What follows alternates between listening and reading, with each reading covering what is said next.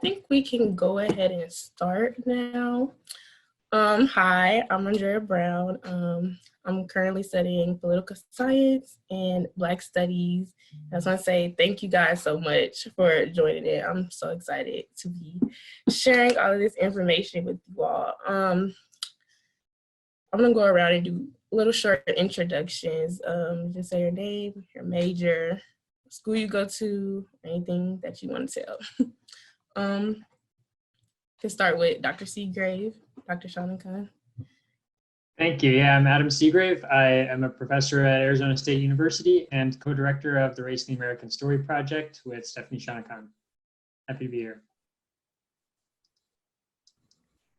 Hello, everyone. I'm Stephanie Shanakan. I am a professor at the University of Massachusetts, but I'm on my way back to the University of Missouri this fall. And I co-direct this with Adam, and we're really excited about Andrea's work. If you just want a popcorn, keep it going. Hello, everyone. Oh, hi, everyone. My name is Camila. I'm an upcoming sophomore at the University of Missouri and a chemistry major. Okay. Hi, everyone. I'm Sydney. I use she, her pronouns. Will be starting my 5th year at Mizzou studying journalism and French. Hello. My name is Ogechi Adika. I'm a business administration with emphasis major at the University of Missouri, Columbia.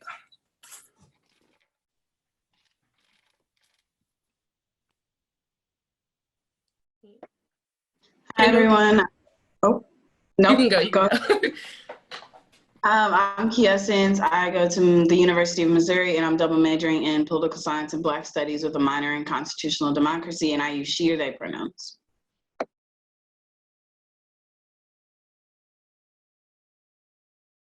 Kendall, do you want to go? Wait, oh, you're calling me? Yes. Yeah. Hi, I'm Kendall. I am a journalism major, and I'm a Black studies minor and a Spanish minor, and I go to Mizzou. Keenan. Hi, everyone. My name's Keenan. I use he, him pronouns. I'm going to be a senior at Mizzou studying accounting and econ. Hannah and Aisha and Kaylin.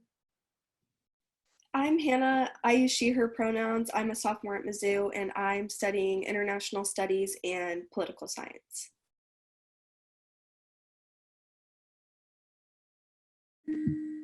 I'm Kaylin. I'm a dual enrollment student at Mizzou, so I'll be a rising sophomore, but also a senior in high school, and I study English and Black studies at Mizzou.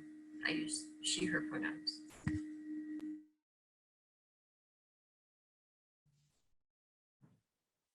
Aisha. Hi, I'm Aisha. I use she, her pronouns. I'm a program specialist at the MCC, the Multicultural Center at Mizzou. AJ, you can go. Hey y'all, I'm AJ Foster, a 5th year at the University of Missouri. I use she, her pronouns, and I think that's all. Hey, I'm Allison Jackson. I use she, her pronouns. I'm studying business management, and I'm minoring in econ. I'm sorry, I can't see your name, but don't have the email. Hello. I don't know if y'all can hear me. We can hear you. Okay, my headphones weren't working. My name is Soltram Zungmo, but you can call me Sully, she, her pronouns, and I graduated from Mizzou a year ago, and I'm currently working part-time with the College Connection Center here in Kansas City. I think that was everyone. Anybody? Okay, I'm gonna go ahead and share my screen. I'm going to be giving a presentation on George Jackson and the Soledad Brothers. I don't know if many are familiar with this story. But I'm just using this isolated moment in history to shed light on the U.S. prison system.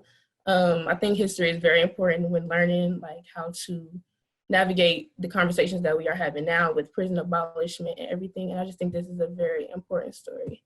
So I'm gonna go ahead and start. Okay. So I'm gonna be talking about who George Jackson is, who the Soledad Brothers are, what happened at the Marin County, his death, and also his legacy. And I'm gonna end off with a quote, and then we're gonna have a discussion. Oh, I also want to note, if you have a pen and paper near you, I advise taking notes so we can like bring up anything that we seen was important that we could talk about at the end. So George Jackson was born in Chicago in 1941. The age of 18, he was sentenced one year to life and was accused of stealing $70 from a gas station. He is known as a political theoretician, political prison activist, and he's also known as a revolutionary. What's so important about his story is that he was only supposed to spend 1 year in prison and then be released. But because he was targeted in the prison system, he was known as a political activist and known for trying to liberate Black people, he was targeted. And I think that is one of the number of reasons why he consistently kept having to do it extra year, on top of the prison system being corrupt. And here I have an interview from George Jackson while he was in prison. He is expressing his experience with being known as a political prisoner.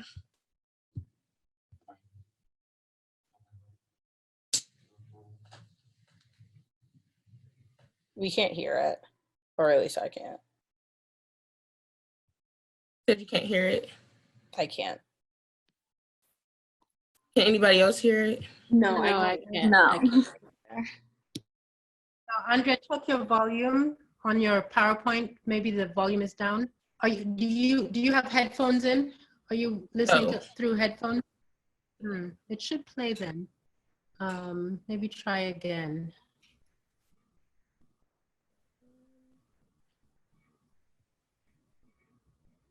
Anybody now? Is it because like maybe your screen is being shared but not your audio? I think that you have to, I think when everyone else mutes, then you can hear it if you're sharing the screen, but everyone has to be muted, I think, except for you. Okay, we can try that. Just give me like a heads up or know if you guys can hear it or not.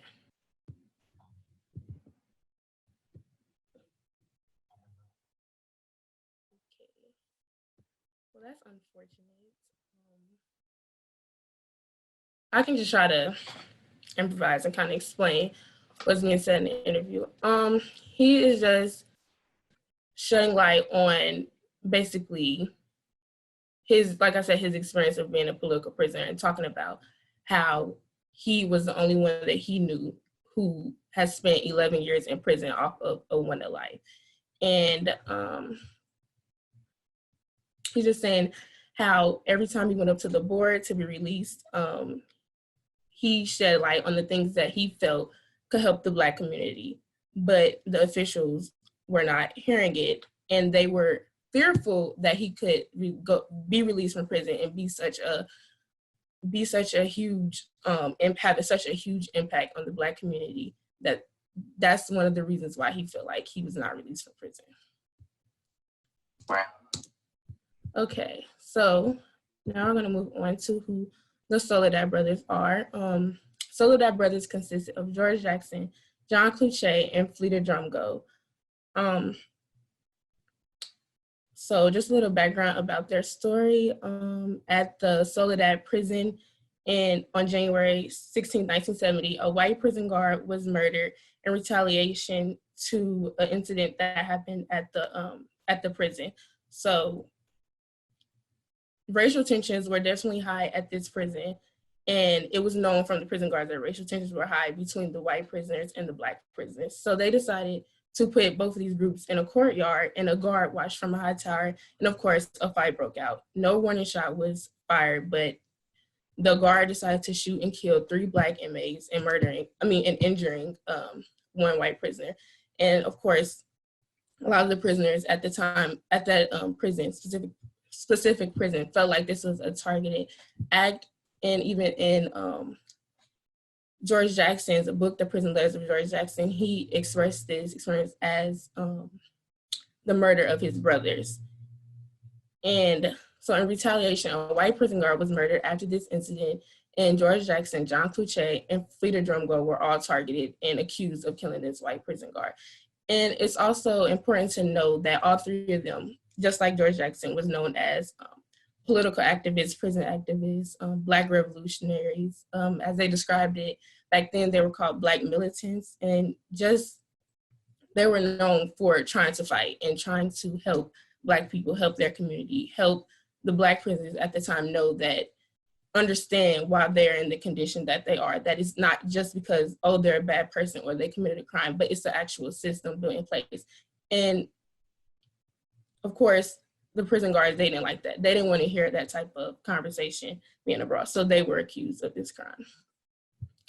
So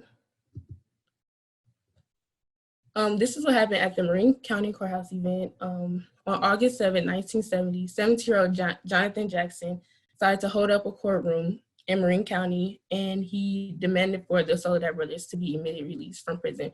He came armed, he kidnapped the judge and 2 jurors, and he armed the other prisoner at the time that was on trial. This did not end well. He ended up being murdered by police that had fled his car, and the judge ended up being killed. The other prisoner that he armed was killed, and also 17-year-old Jonathan Jackson was killed. And I forgot to mention that Jonathan Jackson was George Jackson's younger brother. So I also had more videos. Sucks that I can't show this. I think you should try again. Try again. Okay. After sitting for, I guess, Really? Oh. once the camera says no and inspiring the prosecutor to send them, the guy say, how did anyone who's ever sat in that court say that anybody would get this? I don't see how anybody gets this. Not if you're Black and poor.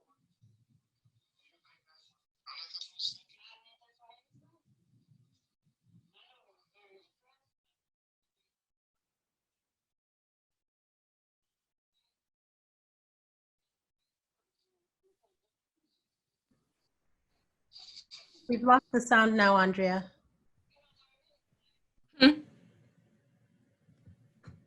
The sound went down and then it stopped. I'm gonna try to see if I can turn it up on my computer if that's the issue. Okay, no, it's turned all the way up.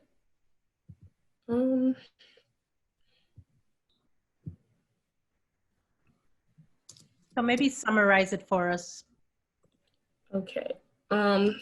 So if you notice, Georgia B. Jackson was George Jackson's mother, and she was speaking about why she felt that what led up to her son, Jonathan Jackson, committing this revolutionary act. It's important to know that George Jackson was 29 at the time of this, and Jonathan Jackson was 17 years old. So it's obvious that Jonathan Jackson had to grow up from a young age, watching his brother be in prison, learning the type of things that were happening to him.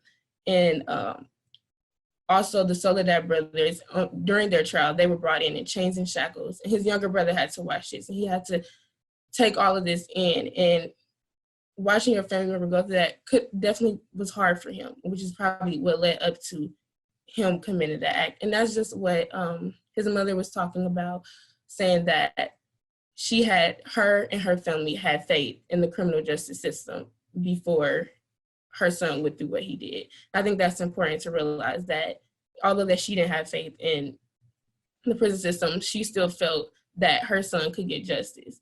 And she said after having to watch the things that he went through in trial, it was also a judge that were constantly giving out racist comments during the trial. She just lost faith, and that's basically what she's saying, and she felt that her son lost faith, which is why he did what he did.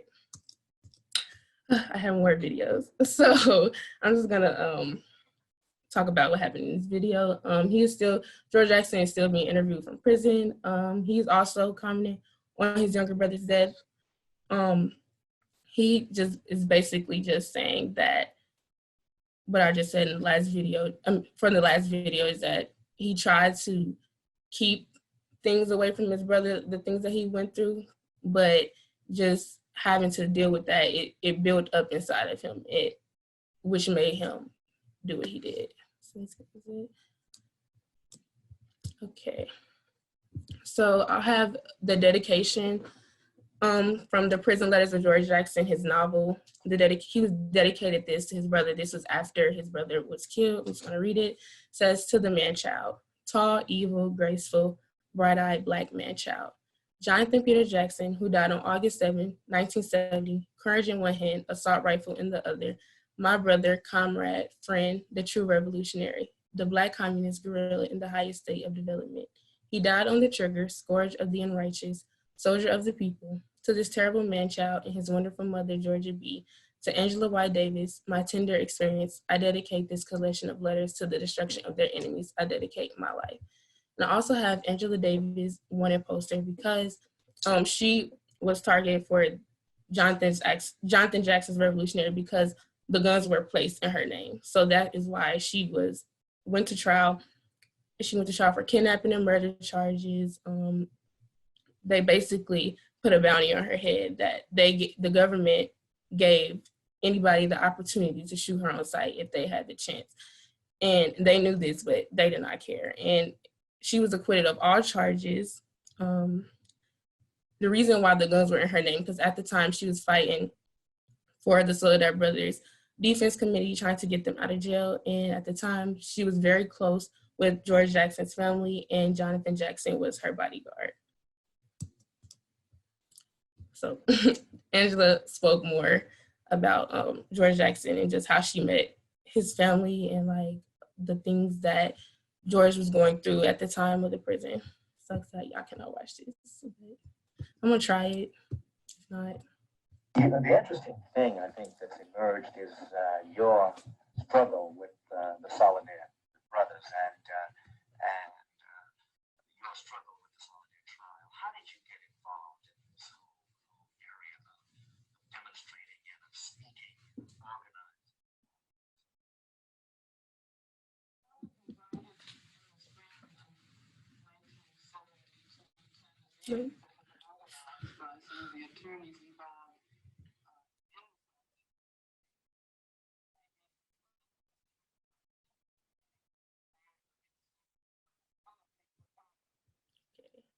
I see some notes. I'm just gonna email you guys the video so that y'all can watch it after. That'll be helpful. But okay, so George Jackson died a year later after the Marin County incident. He was murdered by the prison guards at the prison that he was being held in at the time. It was a lot of conspiracy around his death. It was stated that his attorney that he had at the time smuggled a gun in an Afro wig and was allegedly trying to escape the prison and caused a riot in the prison. It was so much conspiracy because only a few days later was the trial for the Soledad Brothers was supposed to happen. And many think like, why would he do something like that when he know he's about to go on trial? The Soledad Brothers were acquitted of all charges. It was not enough evidence to claim that they actually killed that white prison guard. So he could have been potentially released. And I think that's why it was so much conspiracy. And I also have a quote by James Baldwin that said, "No Black person will ever believe that George Jackson died the way they tell us he did."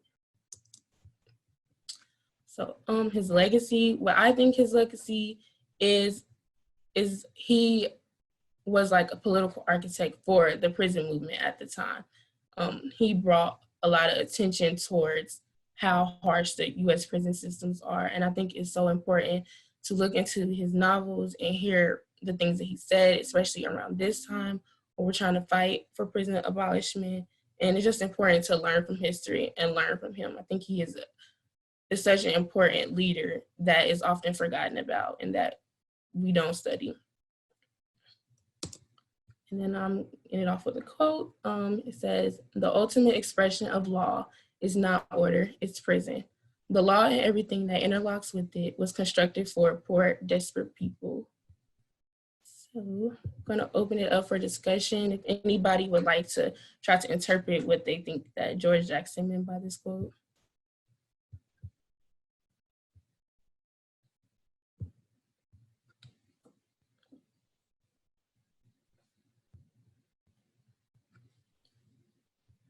Anybody? I can go. I can explain. Oh, you want to go, Keenan? I was just going to ask if you could put it back on the screen. Yes. Sorry, I'm a slow reader. I can't see names when I can't see the hands and stuff when I screen share, so anybody can just start talking. Andrea, if you click on participants, you'll be able to see a list of all the names on the right. Okay.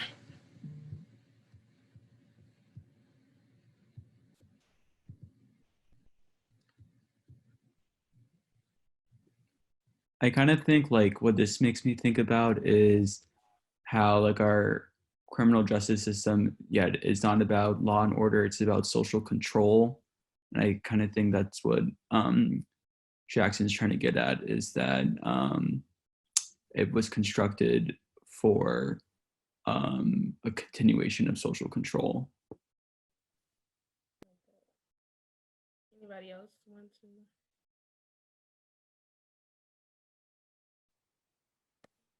I agree with Keenan. I think looking throughout history and looking at how laws change to control like Black people specifically, in this matter, I think just looking at that, like it shows like what the law is and what it's in place for.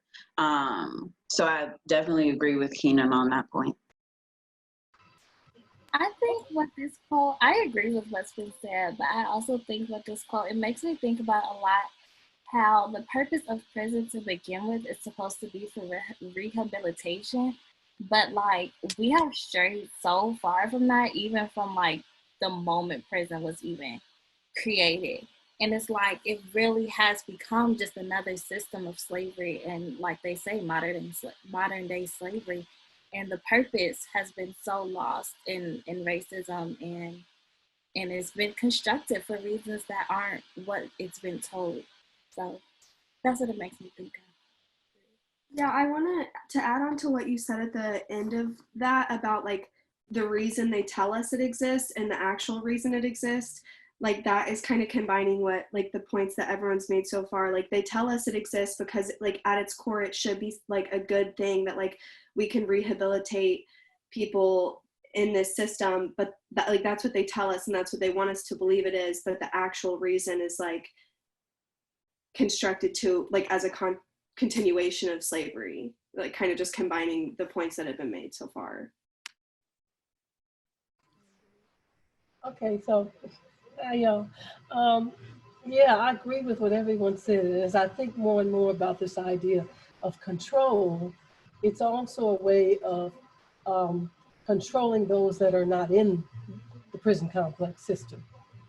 The way to control enslaved people, right, was by mutilation and violence and, various forms of public punishment that let the others know, you better stay in line, otherwise this is what's going to happen to you, and it won't be pretty, right? And the worse that it was, the more control they had over people and their actions, and people would stay in their places and move and function in different ways. And at the time, when you're thinking about that, continuum of anti-Blackness, when you're thinking about that continuum of control across races, even when you're thinking about the ways in which people across races were controlled, this let people know you need to step in, you need to walk in lockstep. So I think, that is another way of controlling, and I agree that prison was likely never designed to in any way reform, because if you steal, you should be able to pay retribution to who you stole from. Ideally, there's some action that you should be able to perform that is what is in parallel to the crime that you committed, but instead it's a removal, right, of rights. It's a removal of a person from society. It's to take away your human papers, if you will. And nobody wants that to happen. So I don't know, yeah, I agree, yeah. That leads me to another question about like reform. What are y'all thoughts on actually trying to reform the prison system? Do you guys think that is possible, or do you think we need to start over from the ground up? When you think about reform, I feel like personally, you have to like it has to like you're looking for a radical change. But when something was grounded and rooted on evil, you have to pull the whole root out. So like how the prison system and the justice system was all initially started and began, it was started on another outlet of slavery, basically. So if you're still continuing that and perpetuating that and trying to change it and reform it, that can kind of still leave the embellishments of the past. But when you try to kind of just like uproot it and like kind of have like a different set, a new set of eyes, a different perspective, create something that can revitalize the whole situation, and I think that'll be a more conducive situation for everybody. Because if you, like I said before, if you look back at what is called the convict lease system, which is when African Americans, after the abolishment of slavery, they were being arrested. This is when they initially created the police system. This is when they were being arrested for the pettiest of crimes and leased out to like slave owners to work for them and companies and corporations to work for them. But it wasn't really slavery, but it was. And that's kind of how this all began. So like if you look at how it was started and you try to change it now, and it can still have those embellishments from the past. I agree. Not to move back, but like what are some of the things that like stood out to y'all in the presentation? Some of the notes that y'all wrote down.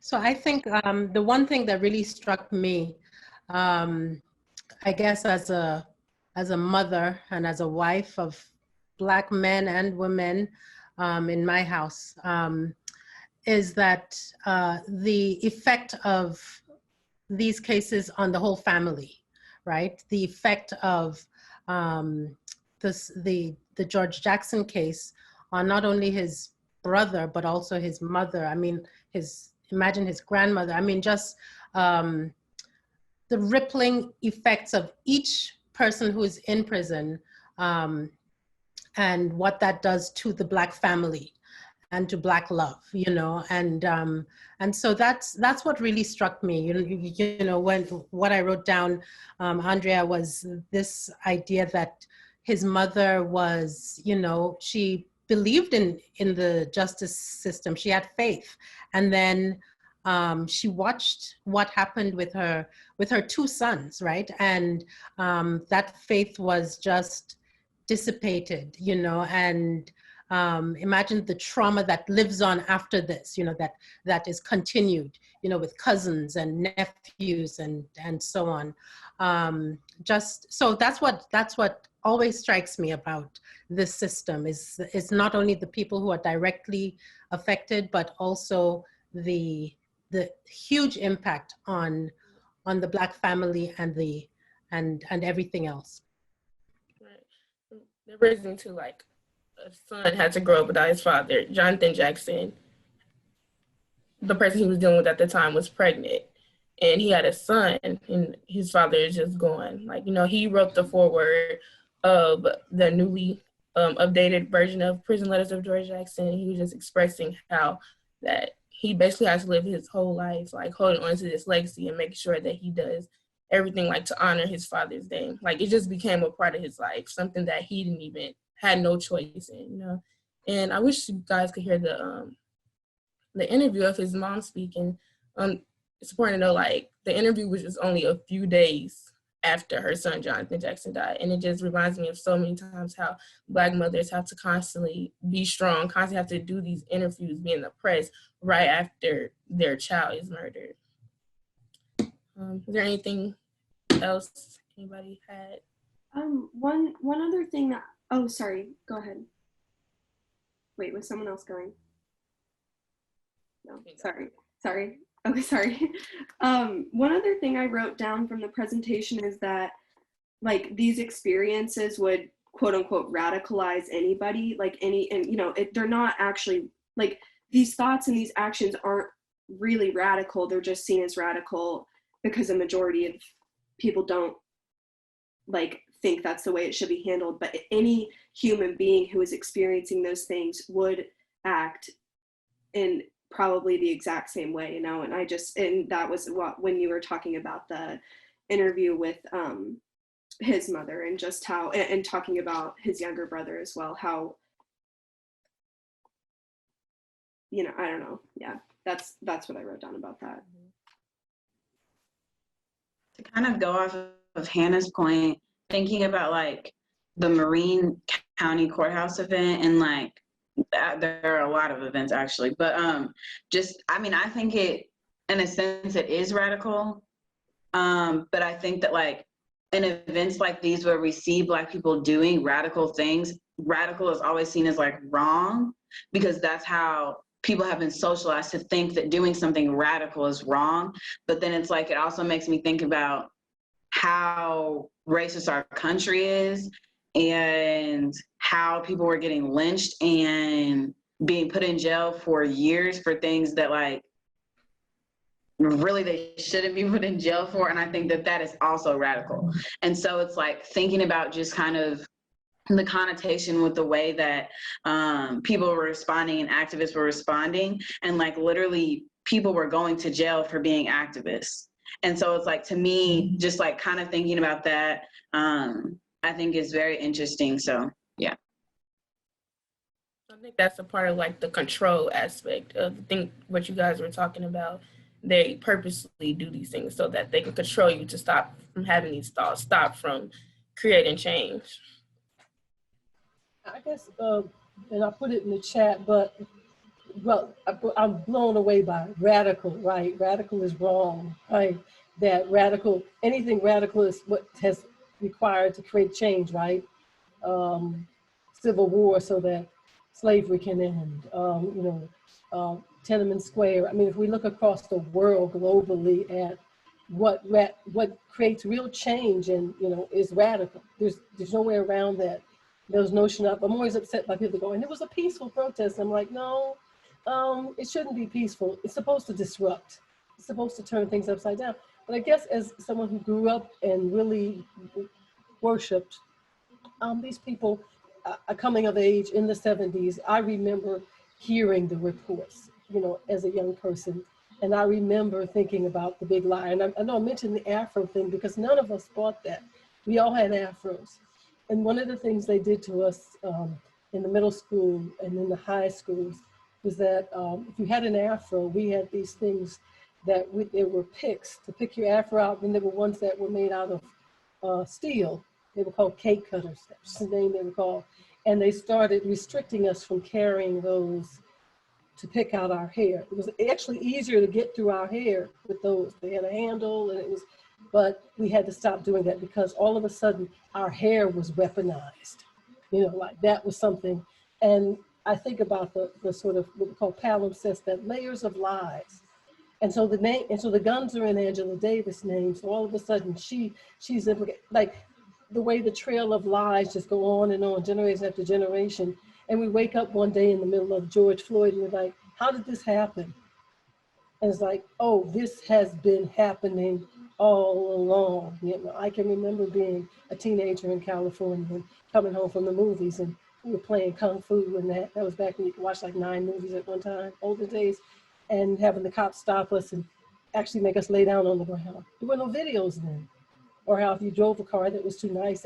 So all these lies, and even pulling Black men into prisons, right, for little or nothing, and then saying, oh, then you could perpetuate the myth of Black men don't take care of their families, or where are the Black fathers, or Black women are welfare queens. You could enable all these different myths piled on one lie after another,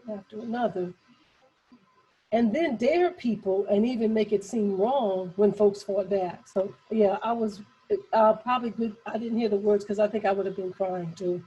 Yeah, because it seems too close, even though it was so long ago. It was very heavy information. Sometimes I had to just like take a break, stop reading, stop getting information. It was a lot. Yeah, I got some. To kind of caveat off of what Kiesen said,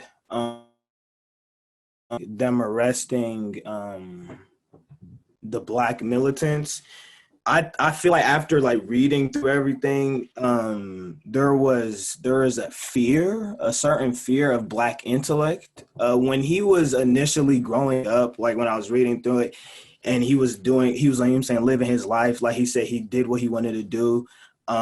He stopped going to school. So he like and initially when he was going to school, there's two different schools, and one was way more funded and was on the opposite side of the street. Another form of segregation. One was like I suspect an all Black school. The other one he said was all white, and that's what they wanted. You know what I'm saying? They were fine with them not having, you know what I'm saying, the intelligence, the resources to acquire that intelligence. But once he got into the prison system and started, you know what I'm saying, like started acquiring more knowledge and becoming the Black militant that he became, that's when the fear grew, and that's when they wanted to start uprooting those people that could have that radical change in the system and that could like make that impactful movement. And I think that was the greatest fear, like the uprising of Black intelligence. That's something that kind of like sat with me. Anyone else have any thoughts? I'm reminded of when I think we tried to bring Angela Davis, we did bring her to Mizzou in, was it 2016, April? I can't remember. But we did try to, we did bring her for a big event. And, you know, this woman has been free for many years, you know, she's been exonerated, like there were no charges that stuck on Angela Davis.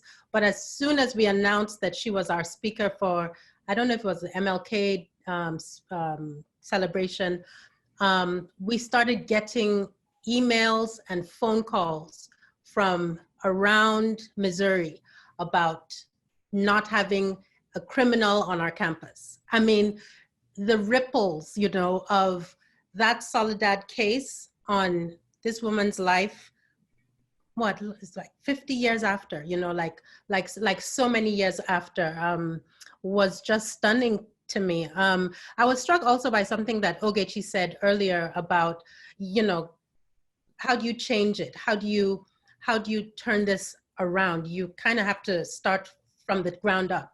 And I think that's a powerful notion.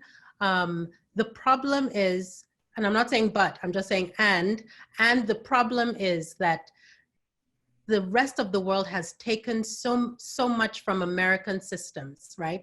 Systems of democracy, systems of education, systems of Wall Street, systems of prisons, you know?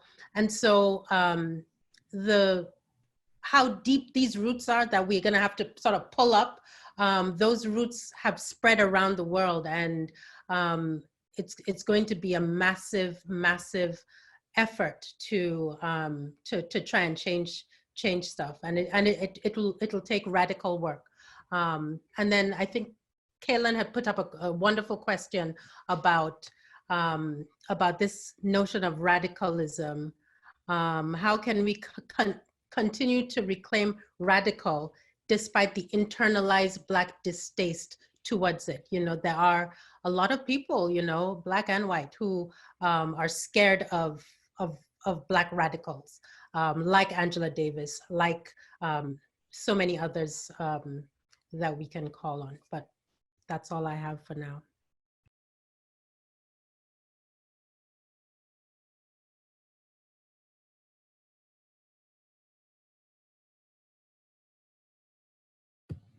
So sorry. Does anybody else have anything to say? Okay. I just wanted to ask, like, we know that George Jackson's story and the Soledad Brothers are just like an isolated moment in history where this continuously happens. Like, this was in the 60s, and now we're here, and this type of stuff continuously happens. Is there any like other moments in history where, or recent history, that you guys have seen this, like any other stories? I think like Sandra Bland is an example of this. You know, like being in police custody for a petty offense. What was it, like failing to use a turn signal, I think. And then like ending up dead, I think is a telltale like example that like kind of just is how it perpetuated throughout time. And I think too, like the Khalid Browder story that I think a lot of people have heard about, and this idea that it might not be the same because he wasn't murdered or killed in police custody, but knowing that the effects of our prison system, the effects of just violence inflicted upon Black people, like stays with you. And so I think that's like that could also be argued as like a kind of an example. Thanks, Kiesens. Bring to like more similarities from the case of Khalid Browder and like George Jackson.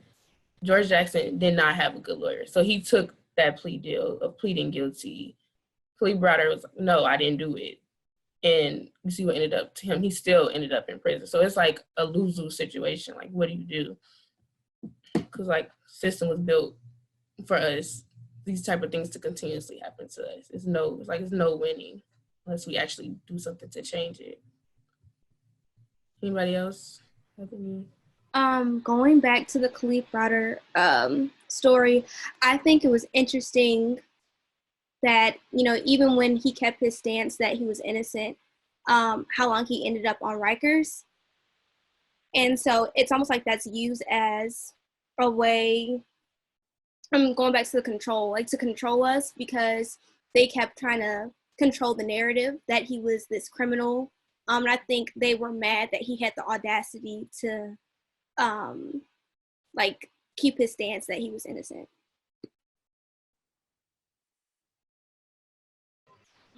I was thinking about about Breonna and the fact that this woman, this essentially sleeping in her bed, and then her partner, who is someone breaks into your house and you're going to defend yourself, and how he is dragged off to jail immediately when we know that, and I'm going to say we know because it's true, that would never have happened to a white family. And the parallel to that is a white woman coming into a Black man's home and shooting him. You know, it's just unconscionable. Yeah. So it's still happening, and it isn't stopping. You know, even the invisible number of Black trans women being murdered, and that's something too. We know about the cases that are large, we focus on, and then there are these things that just are invisible that happen to human beings that it shouldn't happen, and it sort of all gets buried in this. And then again, I think someone said, and you open up your mouth and it is code. Radical is code for Black, and there's an anti-Blackness that's associated with that. You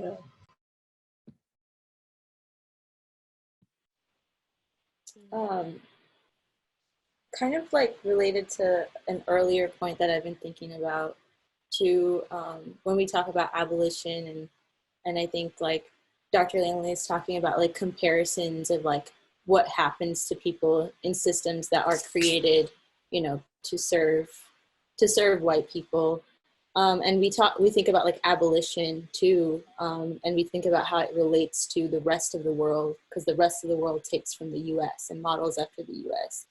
So when we have this conversation of abolition, why do we just limit? I mean, I don't think that we are, but sometimes it becomes a conversation of the justice system.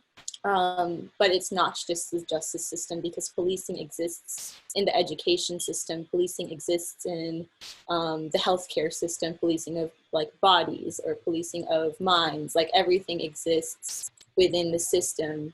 So what does abolition mean? Like thinking beyond justice and a little bit further out too. And even like looking at it as a world, like a global population than just a United States kind of situation. But yeah, that's just my thoughts. Anyone else?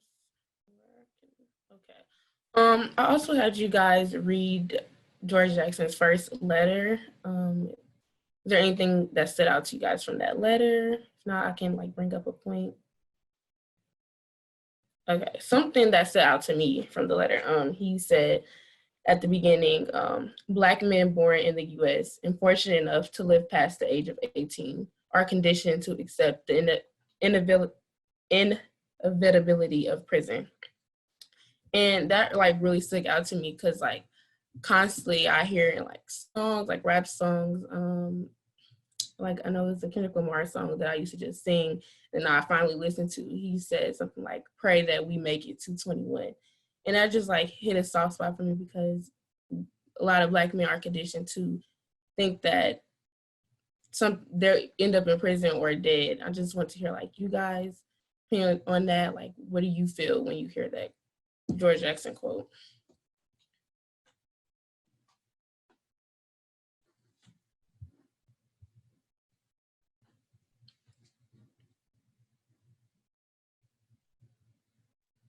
Can you read the quote again? I'm sorry. You're fine. It said, Black men born in the US and fortunate enough to live past the age of 18 are conditioned to accept the inevitability of prison. So just like saying, like you either live to make it to 18 or you go to prison. Like, I mean, I think that's incredibly real. That's real. You know, I'm not sure where folks are from, but you know, if you've lived in places like Chicago or LA, certain parts of Los Angeles, it's a real thing. And I think, you know, just this afternoon I was looking at Facebook and some lady a friend of mine had said there that, you know, racism is over. I don't know what's going on, why people are making all this noise. And it made me so angry again because this thing that Kieson's just read is something that artists have continued to sing about and to paint about and to do spoken word about. So it's real. And you know, I know folks in the south side of Chicago who have cousins and nephews and close family members who have been lost at very, very early ages to the prison system. And so I wonder, I mean, this is an example of white privilege not having to even think about that for your white son, you know, but the parents who have had to think about that for their own children, and the people who've gone through it, you know, who live in that fear is a really great example of how this system continues to affect us, you know, everywhere and for generations to come, unfortunately. Yeah, I mean, I grew up with that being a warning. That was the myth, the warning.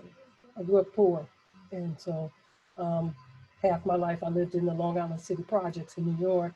And then we moved to LA. And we're talking 60s and 70s. And so that was the rhetoric. That was what they said. You don't want to go to prison. You know, you're lucky if you're a Black person and you live to be 20 and you don't go to prison. Now think about how long ago that was. So it's not new, like, and we probably had more of the politics of respectability going on at certain points then. But the fear that, boy, if you just stepped out of line one way or another, you know, children that weren't obedient in school or that spoke back, they call their parents in and put them on red list. Understand that still happens. Even for some of us old folks, we think we're past it, and then we go, oh no, I live in a house with a Black man, and maybe he might be threatening. And when they put out those police reports, you know, it's sort of a wide range, and I never know, you know. And I'm a Black woman with a mouth, and I'm like, I could be Sandra Bland, because they would have pulled me over, and I probably would have said, just give me my ticket, right? Or you know, no, what are you talking about? No, I don't have to be nice to you. And it has trained some of us how to act in a particular way out of survival. And I hate that you all brilliant, beautiful young people, I hate that you all are living this. I hate that you all are going through this.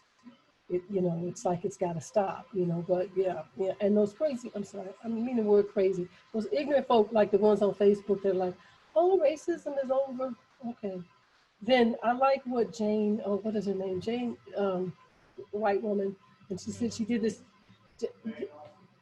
Jane Elliott. Jane Elliott said, okay, if you think it's all great and wonderful, how about would you like to be a Black person? Then, and of course, right, like, no, because they know what it's about. You know, people who are not oppressed, you know, there's not, rich people can say money doesn't mean a thing, but ask them if they want to be poor. Yeah, so yeah, you guys are amazing. I'm glad you're here talking about this. Y'all are radical. Skylar Brown, y'all are radical.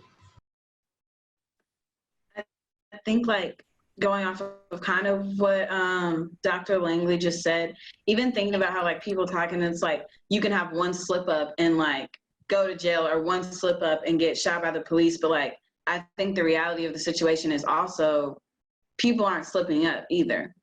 You know what I'm saying? And I think like looking at a lot of the activists now that are dealing with things that activists in the 60s and 70s dealt with and getting killed, some people are getting lynched. And so it's like people, like, I think being Black is like doing something wrong in America. And so I think just this idea of like trying to teach kids and trying to teach Black people how to act and like how to do these things really like doesn't matter. Like it may keep us safer for longer, but like in some sense, like you can be doing so well and be doing activism and be too successful and get killed as well, or get put in prison as well. So yeah, going off of both those last points, like this idea that they, like Dr. Langley has said, is like to train us to act a certain way and to be a survivor. And then going back to Aisha's original question, it's like, what are we even doing now? And I think that's why it's such a big push toward defunding and reinvesting, right? And so like if we defund things that we don't need and reinvest that money into community projects and it basically into our communities, there really wouldn't be a need or I wouldn't even know what that would look like. Or as of now, I'm thinking there wouldn't be a need to train people how to act or train people how to be, because people would get the services that they need, right? The police wouldn't come knocking on your door when somebody who's actually trained in whose life mission and work, and they have multiple degrees in it and have trained to do these things, can de-escalate a situation. Or again, this idea of restorative justice versus punishment and revenge, right? And I think oftentimes those two things get misconstrued because, again, we think prisons keep us safe when most people that commit crimes don't even see the court. Like they don't even go to trial. And so I think that's an interesting point to think about. And then also emphasizing what Key Essence has said is this idea, like just that being Black is always going to be associated with being wrong. And I think that it's I think that now that we're on this track, and now that there's this big push to defund, I'm wondering what being Black will look like in the future, once we do, because not a lot of cities, but more, I mean, we've had some cities push to defund, right? And some cities have approved of those budgets, and some institutions like colleges have cut contracts with their local police departments, right? And so I'm now wondering, what does being Black look like 20 to 30 years from now? Because I had listened to a couple of talks from Angela Davis, and she was saying like, this push came fast. Like, it took 3 weeks. It took 3 to 4 weeks for people who felt like they didn't know anything, were in their own white bubble, to get on board with, we trying to abolish police and prisons. And they have been fighting for that for so long. And so I wonder what Blackness will look like, and how it will be perceived and viewed, like 20 to 25 years from now. And not so much as we want approval from white people, but just this, I don't know, like this general idea. Because again, we associate being radical with Black, and then Black being wrong. So that ultimately means being radical is wrong, right? And so I think that's an interesting kind of thing that I'm seeing a lot of us like even talk about in the chat box. And why are we in institutions that are ran by white people? And so those are my points. Thank you so much for that. Thank you guys so much for coming. It is 6 o'clock. I really enjoyed this. I learned so much from you all. I really hope y'all learned something too.